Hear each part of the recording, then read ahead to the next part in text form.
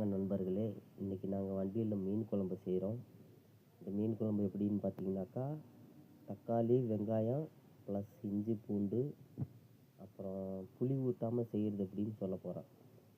மசாலா பார்த்தீங்கன்னாக்கா, இஞ்சி பூண்டு கடுகு சீரகம் மிளகு ப்ளஸ்ஸு வெங்காயம் இது எல்லாத்தையும் போட்டு இடித்து வச்சுக்கிட்டோம். இடித்ததுக்கப்புறம் பார்த்தீங்கன்னாக்கா, ரெண்டு எலுமிச்சம்பழம் மட்டும் எடுத்து வச்சுட்டேன். அதில் ஒன்று அதிகம் போதும் அப்படின்ட்டு கொஞ்சோண்டு வேர்க்கடலை சேர்த்து வேர்க்கடலையில் நல்லா வறுத்ததை சேர்த்து நல்லா இடித்து மசாலா மாதிரி வச்சுருக்கிறேன். குழம்பும் நல்லா கலராக வந்திருக்குது. மீன் ரொம்ப டேஸ்ட்டாக இருக்குது. சாப்பிட்டு பார்த்தோம். நீங்களும் சாப்பிட்றனா வாங்க. பிடிச்சா லைக் அண்ட் கமெண்ட் பண்ணுங்கள். உத்தரப்பிரதேசத்துலேருந்து லாரி டிரைவர் முருகன். வாங்க உத்தரப்பிரதேச மீன் குழம்பு எப்படி இருக்குன்னு பார்க்கலாம். கமெண்ட் பண்ணுங்கள்.